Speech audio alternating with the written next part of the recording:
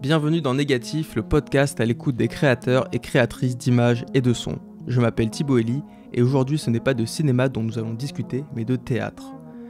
Alors que le Festival d'Avignon 2020 n'aura pas lieu, nous nous replongeons dans l'édition 2019 avec Denis Lavant, acteur dans la pièce La dernière bande de Samuel Beckett, mise en scène par Jacques Kosinski. Célèbre pour être l'acteur fétiche de Léos Carax dans Les Amants du Pont-Neuf ou Holly Motors, ayant joué pour les cinéastes Claire Denis, Amaury Corinne ou Pierre Scheller, Denis Lavant est aussi un fidèle des planches. Dans la dernière bande, l'acteur saltimbanque interprète Crap, le seul personnage de la pièce de Beckett. C'est l'histoire d'un vieux monsieur qui réécoute sa voix parlant de son passé, enregistrée et rangée dans une boîte qu'il sort à chaque anniversaire. Un matin ensoleillé, je rejoins Denis Lavant, si musical et flèche dans le dos. Il vient d'écumer la brocante de la place des Carmes d'Avignon. Bonjour Denis Lavant. Bonjour. Alors pour commencer, quel rapport entretenez-vous avec l'œuvre de Samuel Beckett ? C'est quand même un artiste, un grand écrivain, quoi, qui a été très très loin dans une quête personnelle, quoi, dans le noir, quoi, à l'inverse de Joyce. Et moi je le connais depuis longtemps en fait. Et j'ai toujours adoré son humour, parce qu'il a à voir avec le burlesque en fait. Sinon le clown, mais en tout cas ce truc-là de personnages qui sont un peu décalés, qui sont marginaux, asociaux, qui sont dans une sorte de solitude. Et donc il trimballe un peu ce burlesque. D'ailleurs, du reste, il a fait un film, Beckett, avec Buster Keaton. Vous voyez, un truc qui s'appelle Film, c'était sur la fin de la vie de Buster Keaton, et qui n'est pas du tout un film drôle, mais où il utilise la silhouette de Buster Keaton, un peu les slapsticks. Il fait tout un truc, mais dans son rythme très très lent, quoi. Et ça donne un peu le ton, quoi. Et en même temps, il est aussi... c'est un grand littéraire, qui connaît très bien la littérature de beaucoup de pays, quoi, des classiques. Vous connaissez ces classiques, comme on dit. Et il y a une figure qui est très inspirante chez Beckett, c'est quelqu'un qui l'a beaucoup marqué. C'est dans la Divine Comédie de Dante. Il y a au purgatoire, il y a un être qui s'appelle Belacqua et qui est au purgatoire simplement parce que il a aucune volonté de faire quoi que ce soit, de faire ni le bien ni le mal. Il est dans une sorte de prostration, de dire ouais, non, en fait non, ça vaut pas la peine. À quoi bon, quoi. C'est une sorte de aquaboniste avant Dutronc, quoi. Et Beckett, tous ces personnages, c'est un peu la matrice de ces personnages, qui sont dans une grande inertie et en même temps qui carburent à fond, qui sont pas inertes, qui sont pas au contraire, qui ont une pensée très active, mais qui sont dans une sorte de prostration, quoi, d'immobilisme. Parce que trop de pensée, quoi. Est-ce que toutes les pièces de Beckett travaillent sur le même registre au théâtre ? Oui, parce que le premier spectacle qu'on a fait, il y a 2 ans, avec Jacques Kosinski, c'était un autre texte de Beckett, qui fait partie de ses derniers textes, et qui s'appelle Cap-au-Pire.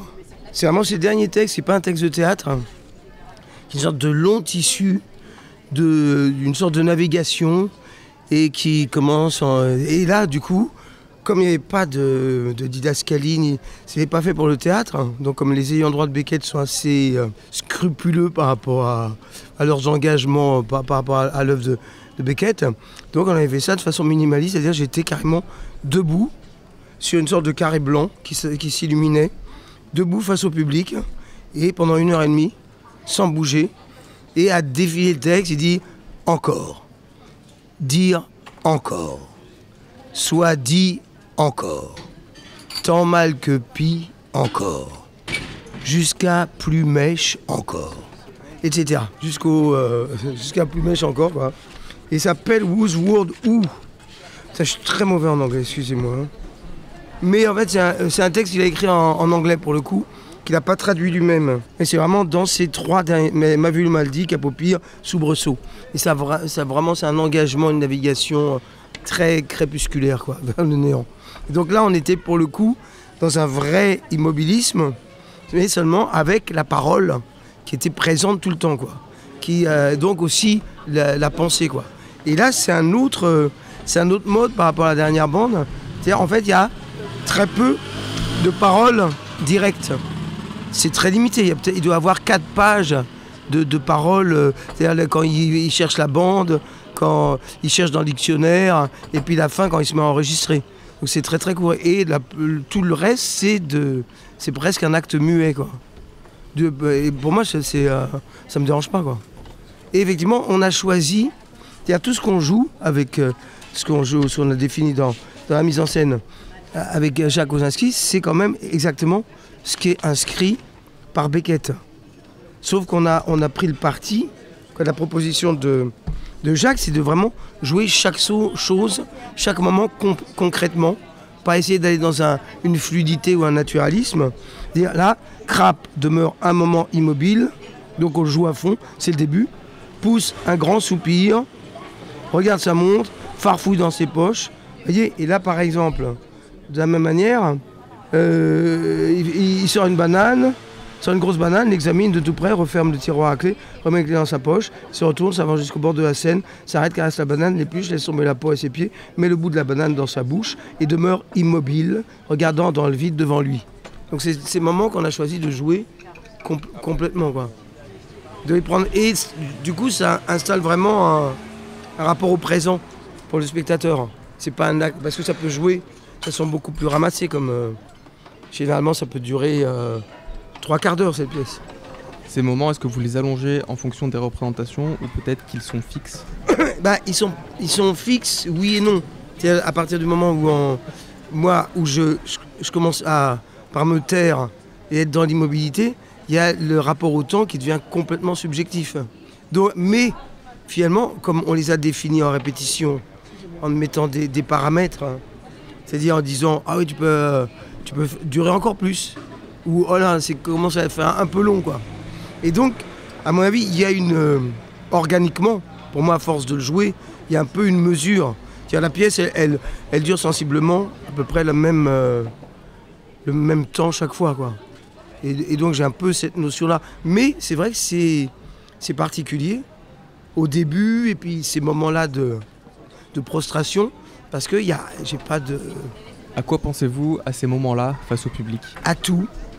C'est-à-dire, il y a tout, en même temps c'est libre. Donc effectivement, je vois le public, j'essaye de m'évader, c'est-à-dire de trouver un interstice entre les spectateurs, de pas être dans le regard des spectateurs, quoi que ça peut arriver, et en même temps d'être conscient de ma respiration, de mon corps, de mon immobilité, d'être de chercher un calme, et en même temps d'être dans une pensée comme ça, de vagabonder en fait, de vagabonder, et en même temps d'être dans un rapport en disant bon, jusque là ça va, allez, je pousse encore, bon, il va être temps que...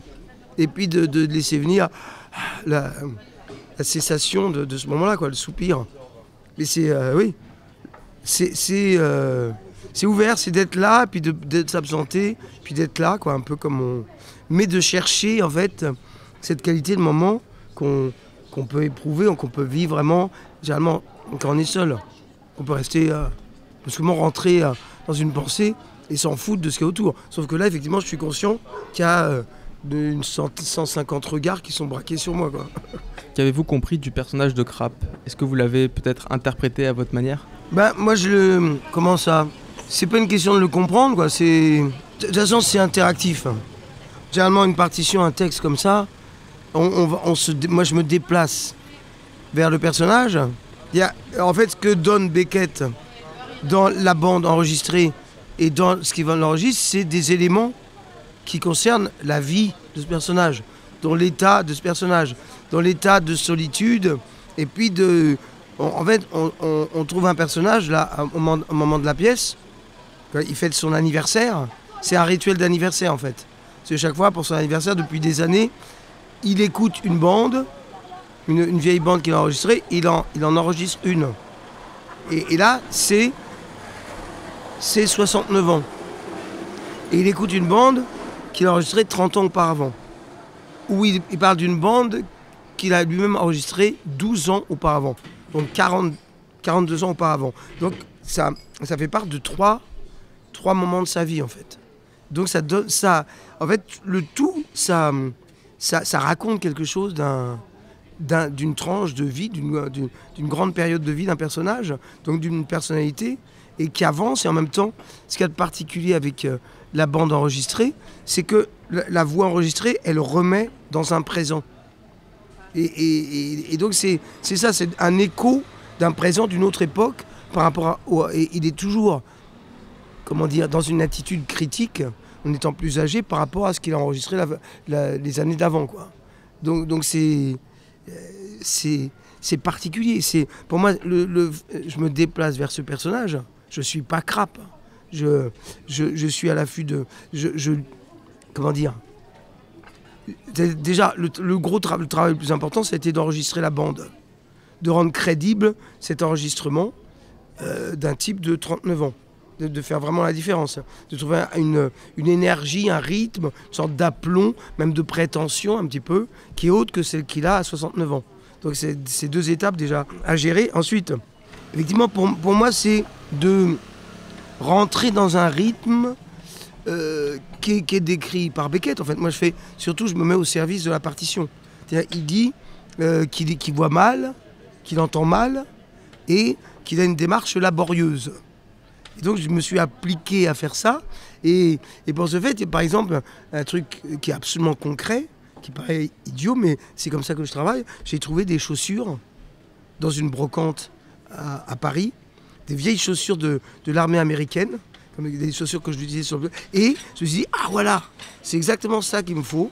C'est en même temps des belles chaussures, et en même temps qui sont bien, qui sont raides, dans lesquelles on est un peu engoncé, et qui m'aident à avoir cette démarche qui est un peu chaplinesque aussi, mais un peu de vieux, qui est un peu laborieuse en fait, comme c'est décrit. Donc c'est d'utiliser un peu tous les éléments du texte, et aussi de voir comment ça retentit chez moi. C'est-à-dire émotionnellement aussi. Comment le fait que ce que je comprends en fait, parce qu'il me touche dans ce texte, c'est quand même un texte qu'il a écrit en hommage à une femme qu'il a aimée, qu'il a beaucoup aimée, et qui est morte d'un cancer. Donc il y a cette chose-là de se souvenir. De se souvenir des yeux, du regard, de se souvenir d'un... En fait, c'est adieu à l'amour. L'intertitre qu'il met pour la bande qui va écouter, en dernier, il y a Maman en paix, enfin, la balle noire, la boniche brune, légère amélioration de l'état intestinal, mémorable équinoxe et adieu à l'amour. Et donc c'est quand même... Et c'est ça qu'il va rechercher dans la bande. Il va chercher cette bande parce qu'il veut écouter ce moment où il était encore dans une relation amoureuse et qu'il a décidé d'arrêter pour se consacrer à son œuvre. Mais ce qui est étonnant, c'est qu'il y a aussi quelque chose d'authentique et d'autobiographique de la part de Beckett, mais en même temps, il le stylise, il le transpose dans un personnage, dans crap, qui veut dire nul, en anglais, non? Alors ça dépend comment c'est écrit. Ah oui, c'est écrit K-R-A-2-P. Crap en anglais, ça veut dire merde. C'est merde. D'accord. Voilà. C'est Monsieur Merde. Ouais. Ducati. Hein. Comment vous préparez-vous pour jouer la pièce tous les jours? Ben, rien. Je fais rien. C'est parce que, si vous voulez, à chaque spectacle, il y a un peu une manière différente de l'aborder. Plusieurs fois, quand j'ai fait des grands monologues comme Cap au pire, j'avais quand même 1h30 de texte. Ma manière de me rassurer, de me préparer, c'était de 3 heures avant le spectacle, de me dire tout le texte. De marcher, par exemple ici à travers la ville, puis de me dire tout le texte pour le préparer, quoi, comme pour chauffer mon instrument, quoi, pour me rassurer, pour remâcher le texte. Et là, dans un cas comme ça où j'ai pas du tout de texte, très peu de texte, il s'agit d'être dans l'acte de condenser du présent. Je m'efforce de rien faire. Surtout de ne pas penser, de ne pas préméditer la pièce, de ne pas répéter, mais d'arriver disponible pour plonger dans cet état-là, quoi. Donc c'est assez particulier. Parce que je n'ai pas grand-chose à quoi me raccrocher, sinon de me calmer. Et j'arrive Si vous voulez, j'arrive 1 heure avant au théâtre, je m'habille, souvent je mets mes affaires en place. Si, la seule préparation importante que je fais, il faut que j'y pense, c'est d'acheter des bananes. C'est-à-dire, tous les jours, je fais un casting de bananes dans les différentes épiceries. J'essaie de trouver des bananes qui me plaisent, qui soient assez grosses, pas trop grosses quand même, bien quoi, qui se tiennent. Ça paraît rien, mais des fois, c'est pas évident tous les jours. Des fois, il n'y a pas les bananes qui conviennent. De quoi avez-vous discuté avec Jacques Kosinski pour aborder cette partition de Beckett ? À partir du moment où on était d'accord pour faire ce texte ensemble, et moi je trouvais ça super bien, après Cap au pire, de faire une autre approche de Beckett, surtout à travers ce matériau qui est vraiment écrit pour le théâtre. En fait, la première chose qu'il m'a proposé, et qui donne quand même le ton du spectacle, c'est effectivement de prendre vraiment en compte tout cet acte muet, tout le début de la pièce particulièrement, qui peut être très réduit, et en fait de dilater le temps, d'entrer dans un rapport au temps qui n'est pas un temps quotidien, qui n'est pas un temps raisonnable. Et c'est vraiment ça l'enjeu principal. Après, effectivement, on a lu le texte ensemble, on s'est questionné sur des mots. Lui, il a pris le texte anglais en regard aussi, pour vraiment essayer de scruter la partition, de la comprendre le mieux possible. Et puis aussi d'essayer d'aller à comment dire, une forme de pureté, de ne pas avoir d'idées toutes faites sur la manière, sur le ton. Parce qu'effectivement, à travers le personnage, moi je l'ai vu jouer déjà dans d'autres mises en scène, et au premier abord, on pourrait penser qu'il y a un ton qui est un peu cynique. Et dans sa manière, dans son ricanement, quelque chose qui est ironique un peu. Et en fait, on a essayé d'éviter ça, d'aller plutôt, par exemple, un truc qui est très clair pour moi, qui a été précieux. À la fin, il dit, quand il enregistre l'album, il dit soit de nouveau, toute cette vieille misère, une fois ne t'a pas suffi. Coule-toi sur... Et c'est rien que ce groupe de mots, une fois ne t'a pas suffi, moi je l'ai dans l'oreille, j'ai pu l'entendre avec quelque chose une sorte d'ironie un peu cynique, comme ah oui, tu vois, t'es bien avancé, une fois, avec un ton convenu. Et en fait, si on va au sens plein du terme, c'est dans cette affirmation, dans ce que ça, oui, t'as besoin de revivre les choses une autre fois. C'est-à-dire, une fois, ça suffit jamais. T'es obligé d'enregistrer pour dédoubler le temps. Il y a tout ça, quoi. Donc, plus on va au cœur du sens des phrases et des mots, plus, à mon avis, ça retentit largement, quoi. Et pour ça, Jacques Kosinski a un regard et une écoute qui est très, très fine, très précieuse, en fait. Quels ont été les retours du metteur en scène pour ajuster votre jeu ? Souvent, à l'issue des représentations, c'est de témoigner par rapport à des paramètres.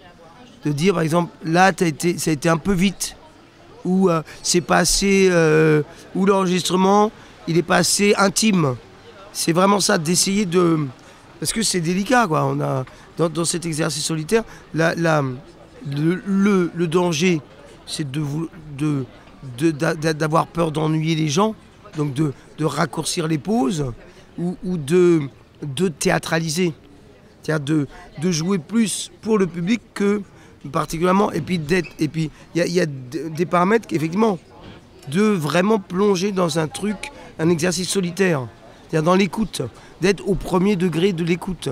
Donc ça, c'est délicat, parce que le danger, ça peut être de surjouer l'écoute, d'illustrer l'écoute. Et l'enjeu est fait, mais ça, c'est chaque soir, en fait, ça se définit un petit peu. C'est vraiment d'aller dans chaque fois la nouveauté de ça, de cet état d'écoute et de l'enregistrement. Et aussi des temps de songerie, de les condenser vraiment. Par exemple, à l'issue de la représentation, hier, Jacques m'a dit « Ah, t'as été un peu vite dans les déplacements. T'es un peu trop vif. » Je dis « Ah ouais, peut-être. » Après, c'est difficile de... Donc c'est vraiment c'est sur des notions, des paramètres assez précis, assez fins comme ça. Mais pour moi qui sont très subjectifs. Parce que chaque représentation, et puis il y a d'autres représentations des fois où il y a des représentations où les gens rient. Là, ils rient beaucoup au début, mais moins après. Il y a des représentations où les gens ils sont vraiment ils perçoivent l'humour de Beckett, de la situation. Il y a des représentations qui sont complètement silencieuses. Pour moi, c'est un peu une épreuve. Et puis il y a moi je sais pas, au centre, au cœur de ce truc, de ce personnage, de cette situation, des fois je sais pas du tout comment c'est appréhendé par le spectateur. Il y a des fois où j'ai pu croire que les gens ils étaient pas là, ils s'emmerdaient, c'était hostile, puis à la fin ils étaient ravis quoi. Et plusieurs fois Jacques m'a dit ah ouais c'est exactement ça quoi. Et des fois même moi je me sens juste en exécutant, d'exécuter cette partition et qu'il y a une émotion qui est patente, qui parvient au spectateur. Donc de toute façon c'est aléatoire, hein. C'est du théâtre. Hein. Est-ce que vous vous ajustez aussi en fonction de ces réactions différentes des spectateurs ? Je ne m'ajuste pas. J'essaye de ne pas être influencé par ça. C'est-à-dire de continuer, vaille que vaille, ma route. Il y a des moments, forcément, il y a des repères où des fois, sur telle réplique, les spectateurs, ils réagissent, ils rient. Et si une fois, ils ne rient pas, je ne vais pas me laisser déstabiliser. Ou si je ne vais pas essayer non plus de les encourager dans la rigolade. Par exemple, il a une fois le pire réaction du spectateur qui m'a un peu, comment dire, et forcé à réagir, à me définir, c'est à un moment donné une représentation où il y avait 3 dames d'un certain âge qui venaient manifestement se divertir sur mon dos et qui parlaient entre elles dès le début, qui étaient dispersées, quoi. Et au moment où je glisse sur la banane, et je la repousse dans le public, elles étaient au premier rang, ce qu'elles trouvent à faire, c'est dire « Oh !» et puis qu'elles me rejettent la banane sur scène. Et là, dans ma tête de crabe, je dis « Bon, qu'est-ce que je fais ?» Normalement, je suis seul, il n'y a pas de spectateur. Normalement, il pousse la banane dans la fosse d'orchestre. J'ai pas de fosse d'orchestre, là. J'ai réfléchi assez vite, j'ai fait le constat, je dis bon, si je la rejette, la peau, elles vont me la rejeter encore. On va pas en finir tout spectacle, on va faire une improvisation, ça peut être drôle, mais on va perdre de vue le sujet. Et donc, j'ai poussé sous le bureau la peau de banane. Et ça n'a pas loupé après, la deuxième fois, quand j'achète directement la deuxième peau de banane, et bah immédiatement, oh, elles m'ont rejeté. Là, je les ai ignorées totalement, quoi. Parce que c'est après ça dénature le spectacle quoi. Donc c'est ce genre de truc. Et c'est pas d'être et pour chaque spectacle, c'est pas d'entrer en complaisance dans l'humeur du spectateur, mais de les amener, de canaliser quand même le truc vers ce qu'on veut raconter, en utilisant cette énergie, cette attention qu'il y a en face quoi, et cette humeur, mais pas en n'étant jamais en complaisance quoi, en sculptant plutôt, en canalisant l'humeur et en étant le plus possible imperturbable dans cette solitude-là. Il y a beaucoup de bruit, hein. Je ne sais pas si vous allez pouvoir réattendre votre bande. Quel est votre secret pour contrôler votre corps au maximum pendant la pièce ? Bah, j'ai pas de secret. C'est presque déjà...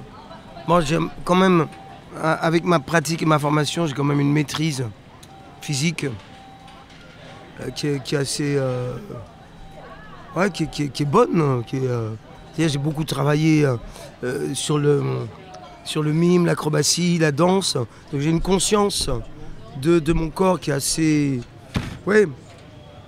qui est très présente quoi, et ça me gêne pas du tout d'être immobile.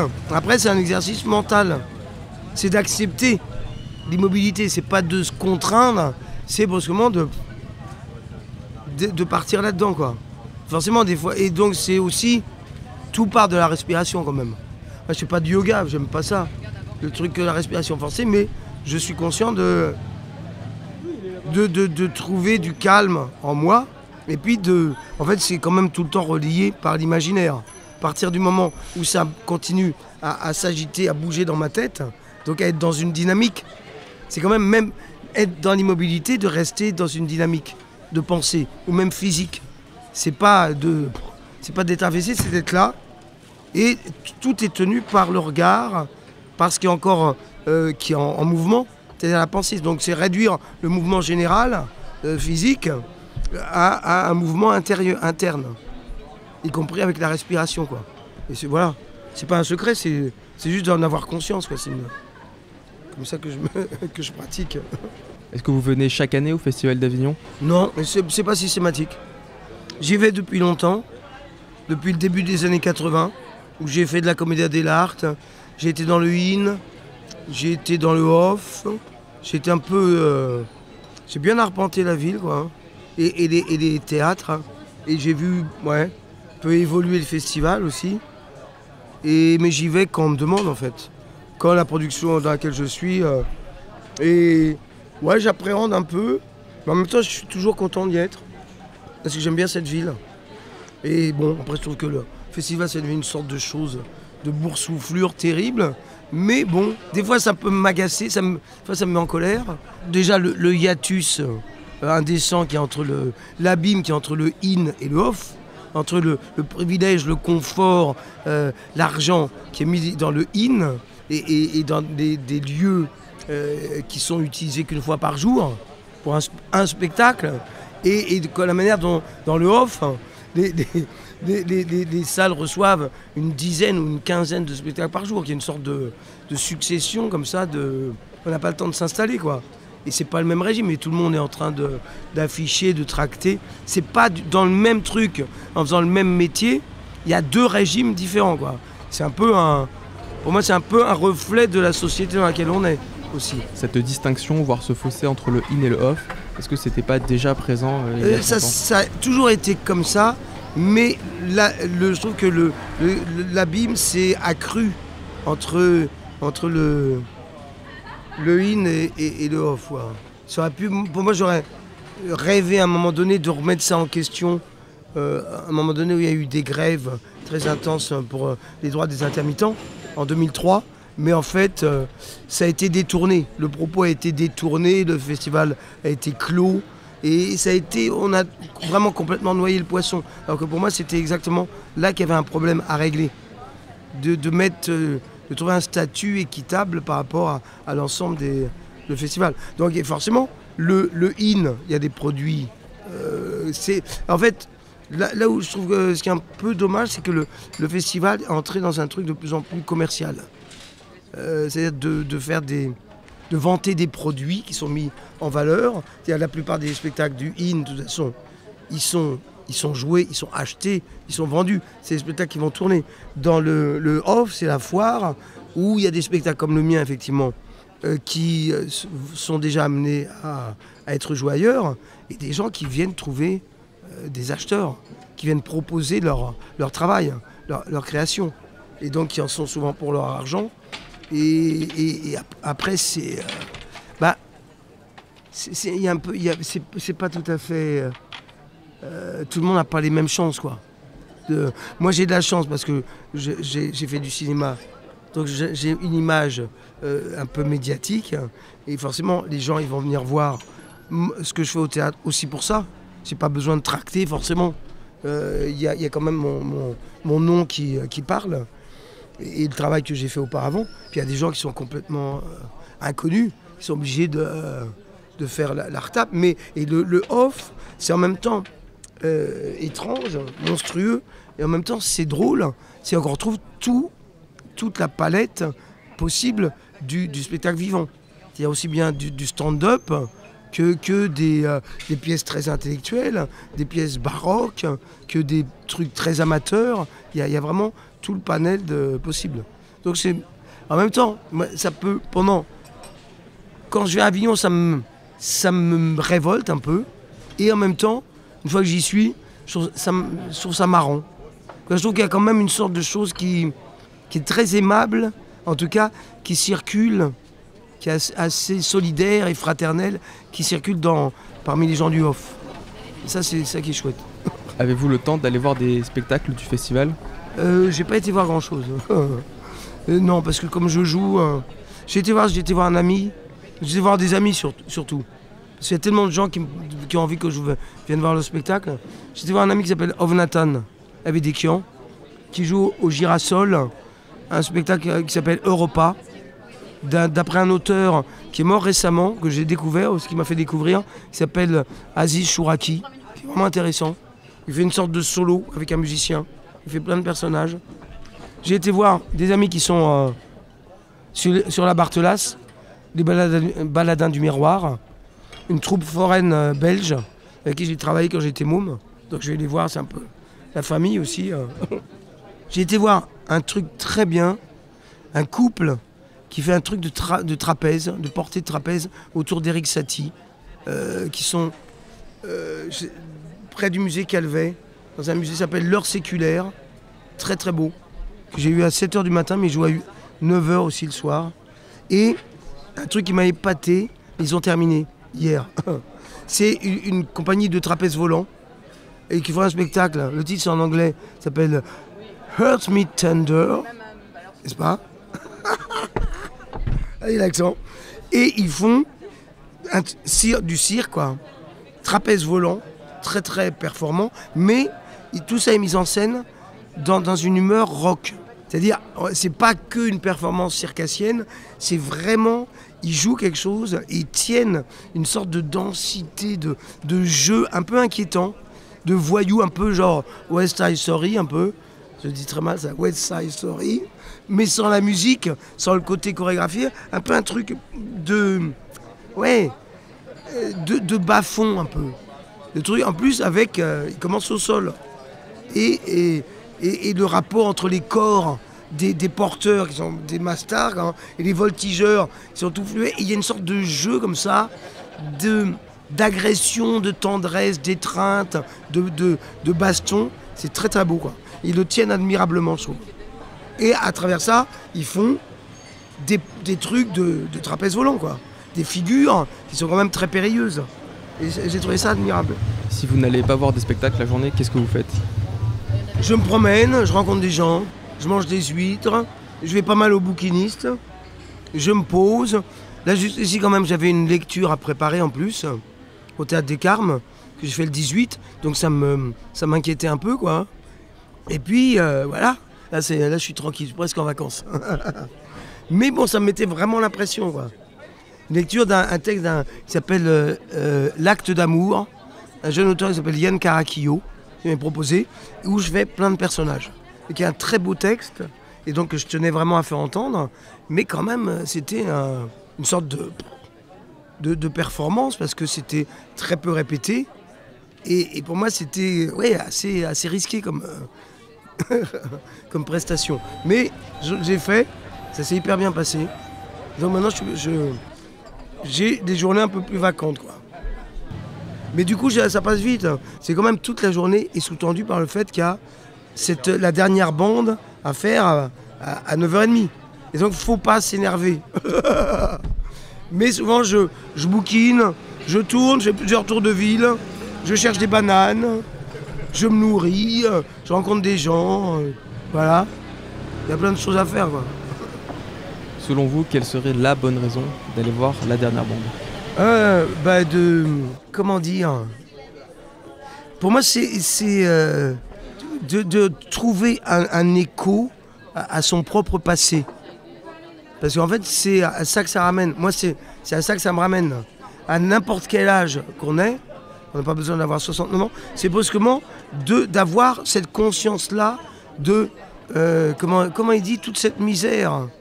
C'est-à-dire cette manière dont la présence humaine, à un moment donné, n'importe quel moment de la vie, c'est comme un iceberg où il y a le présent qui est là, qui est très très court, très éphémère, et il y a déjà du passé, des souvenirs, de la mémoire qui est derrière soi, ou qui s'accumule, qu'on transporte avec soi. Et c'est cette notion-là, cette conscience-là qui est énorme, je trouve.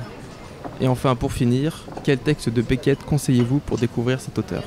Moi, il y a un livre, un roman de Beckett que j'adore, où il y a vraiment tout ce ton-là, il y a un personnage, il y a de l'humour, il y a d'une conscience tragique de l'existence, c'est Molloy. Molloy. Voilà. Et sinon, il y a fin de partie, et qui est une pièce, on a peut-être le projet de le faire avec Jacques ensuite, qui est la pièce que je préfère de Beckett. Voilà. L'année prochaine, peut-être. Peut-être. Ou dans 2 ans, qui sait. Eh bien, merci, Denis Lavant. Bonne journée à vous. Avec plaisir.